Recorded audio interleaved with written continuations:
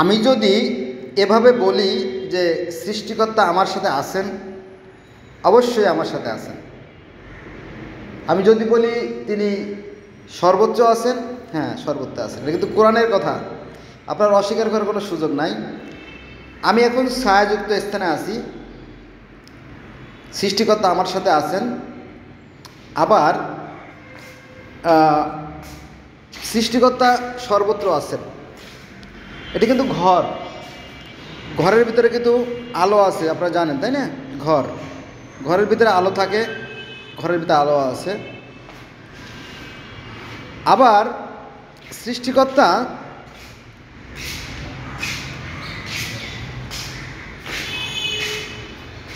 আকাশ এবং পৃথিবীর জ্যোতি অর্থাৎ সূর্য, আপনি দেখেন উনি বাইরেও আছে, ওই যে দেখেন, ওই যে দেখা যাবে না, ঝলসে যাবে আপনার মুখ, দেখেন তাকে দেখা যায় না, ওই যে ঝলসে যায়, মুখ ঝলসে যায়, চেহারা ঝলসে যায়। হ্যাঁ, ভয়ঙ্কর রকমের প্রতাপ। হ্যাঁ, এ এক শক্তি। তো হয়তো বলবেন যে আমি তো বুঝলাম যে আকাশ এবং পৃথিবীর জ্যোতি হচ্ছে সূর্য হচ্ছে ঈশ্বর তুল্য, কিন্তু ঘরের ভিতরে কিভাবে আসলো? হ্যাঁ, ঘরের ভিতরে আলো আছে। হ্যাঁ, আবার অন্ধকারের ভিতরে তিনি আছেন। আবার এই পদার্থের ভিতরে, এই যে পদার্থের ভিতরে শক্তির ভাণ্ডার হিসেবে তিনি আছেন। অতএব এটা প্রমাণ করে যে তিনি সর্বত্র আছেন। পবিত্র কোরআন শরীফ যদি আপনি পড়েন, অন্যান্য গ্রন্থগুলো আমি নয় বাদে দিলাম, সেখানে বলা হয়েছে আল্লাহ তাকেন মানুষের কলবের ভিতরে, অর্থাৎ মানুষের ভিতরে তিনি থাকেন। আবার আল্লাহ তাকেন মানুষের সাহারকের চেয়ে তিনি নিকটে। যদি দুই ব্যক্তি উপস্থিত থাকে মনে করবা তৃতীয় সে আল্লাহ উপস্থিত, যদি তিন ব্যক্তি উপস্থিত থাকে মনে করবা চতুর্থজন হিসেবে আল্লাহ উপস্থিত, যদি চার ব্যক্তি উপস্থিত থাকে মনে করো পঞ্চমজন হিসেবে আল্লাহ উপস্থিত।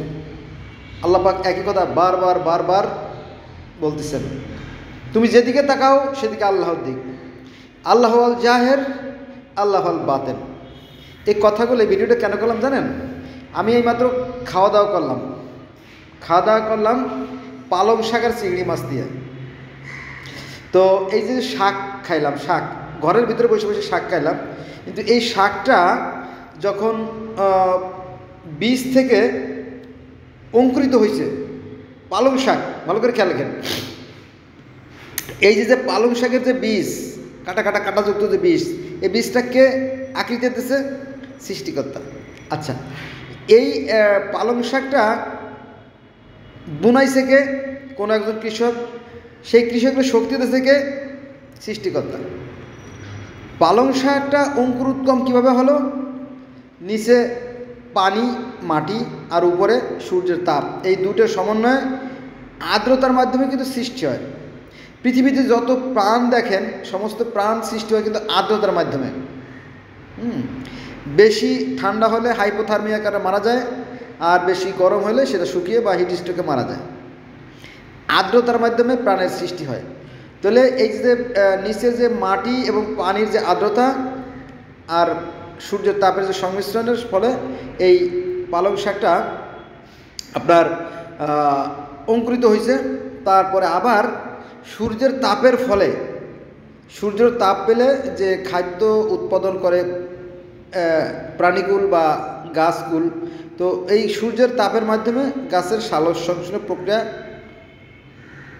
আর মাধ্যমে গাছ খাদ্য তৈরি করে। এটা গোটা পৃথিবীর সমস্ত গাছ। তো আস্তে আস্তে সে পালং শাকটা বেড়ে উঠছে, তাই না? মাছের বেলাও তাই, যে চিংড়ি মাছ থেকে খাইলাম পালং শাক, সেটাও যে মাছের যে ডিমটা, এটা সৃষ্টিকর্তা আকৃতি দিয়ে দেন। তারপর আস্তে আস্তে সেই মাছ থেকে সুন্দর চিংড়ি মাছ বের হয়, তাই না? এই চিংড়ি মাছগুলো খায় বেশিরভাগ মাছে খায়, যেমন পুঁটি মাছে খায়, তারপরে রয়না মাছে, কই মাছে, খয়রা মাছে, টাকি মাছে, শৈল মাছে, গজার মাছে, বেলে মাছে, বল মাছে, সবাই কিন্তু চিংড়ি মাছ খায়। শুধু তাই না, তিমি মাছেও কিন্তু চিংড়ি মাছ খায়। তিমি মাছে হাঁ করে এইভাবে আপনার করে একবারে মনে করেন যে 2 মণ মানে কি 80 কেজি বা 100 কেজি বা 200 কেজি বা 300 কেজি বা 500 কেজি চিংড়ি মাছ একবারে করে গিলে ফেলে। একটা তিমি মাছ প্রতিদিন 60 মণ খায়, প্রতিদিন 60 মণ খায়। ওরে বাপরে! হ্যাঁ, 60 মণ, যেটা আমাদের যে কোনো গ্রাম, বড় বড় গ্রাম আছে না, গ্রামের সবাই মিলেও 60 মণ একদিনে খায় না। বুঝা গেছে?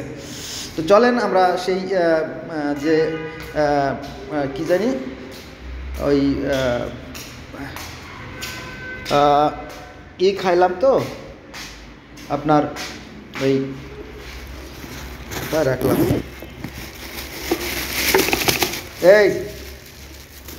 এই খাবারের বাটি নিয়ে এসেছিলাম। এর ভিতরে একটা বাটি আছে, এই ভিতরেটা আছে তরকারির বাটি আর উপর আছে খাবার ভাতের বাটি, বুঝছেন? তো দেখলাম যে আমি এই যে ঘরের ভিতরে অন্ধকার কুঠুরির ভিতরে বসে খাচ্ছি, এটা কিন্তু অন্ধকার, রান্নাঘর, বুঝছেন? এটা একটা রান্নাঘর, চারিদিকে অন্ধকার, লাইট জ্বলছে না, অবশ্যই একটা লাইট জ্বলছে সামনে। হ্যাঁ, তো এই রান্নাঘরের ভিতরে আমি খাচ্ছি। তো এই রান্নাঘরের ভিতরে কিন্তু সৃষ্টিকর্তার হাতের ছোঁয়া আছে। ওই